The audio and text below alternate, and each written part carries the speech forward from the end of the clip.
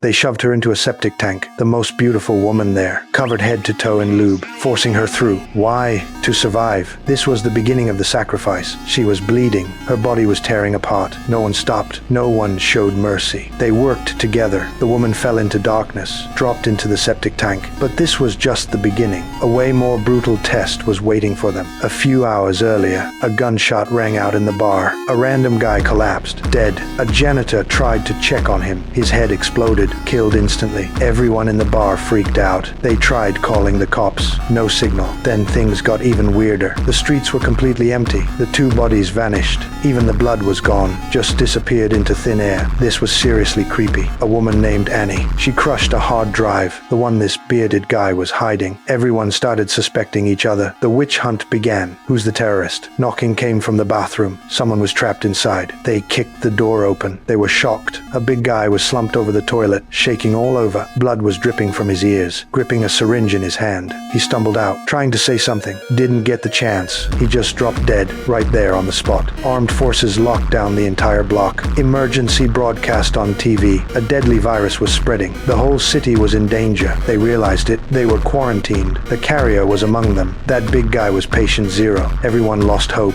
Someone noticed the guy had a military phone. It had to have signal. Someone reached for it. The bar owner screamed, "Don't touch him." He said don't touch him before he died. Anyone who touched that phone might be infected. She understood what he was trying to say. The bar owner told everyone to go to the basement. The second they got down there, disaster struck. Fire broke out upstairs. Massive flames. Smoke came pouring down. The basement turned into a gas chamber. The military was going to kill them all. To stop the virus from spreading, a homeless guy spotted an opening leading to the sewers. A tiny opening. He saw hope. He covered himself in lube, ready to squeeze through, but he was too jacked. Got stuck. Couldn't get through. They yanked him back out. He screamed in agony.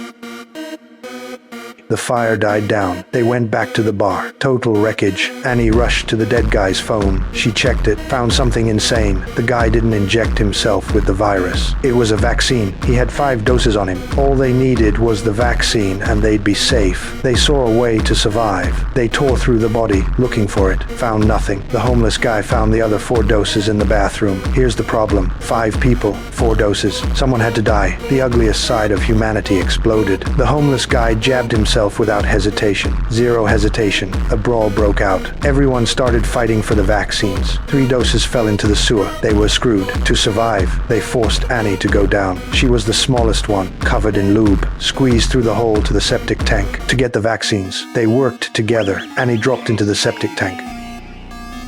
She found the 3 doses, but she didn't trust anyone anymore. She lied and said she only found 1. She hid the vaccines. The others smashed the opening wider. One by one they climbed down. To survive, in the dark sewers, a bloodbath began. The bearded guy and the homeless guy fought in the sewage. A gunshot echoed through the water. Only the bearded guy came up. A heavy woman ambushed Annie's husband, so there'd be one less person to share with. She killed him. Gunshot. Everyone caught her. She knew she'd never get the vaccine now. She shot herself, died in despair. Now 3 people, 3 doses. A peaceful ending? Nope. The homeless guy who should have been dead appeared like a ghost. He beat the bearded guy to death with a pipe. The homeless guy who got shot wasn't dead. He wanted to kill everyone. Annie and the bearded guy ran for their lives. At the final exit, the bearded guy made a choice. He wanted Annie to live. He sacrificed himself. He swapped vaccines with Annie. He took the homeless guy down with him.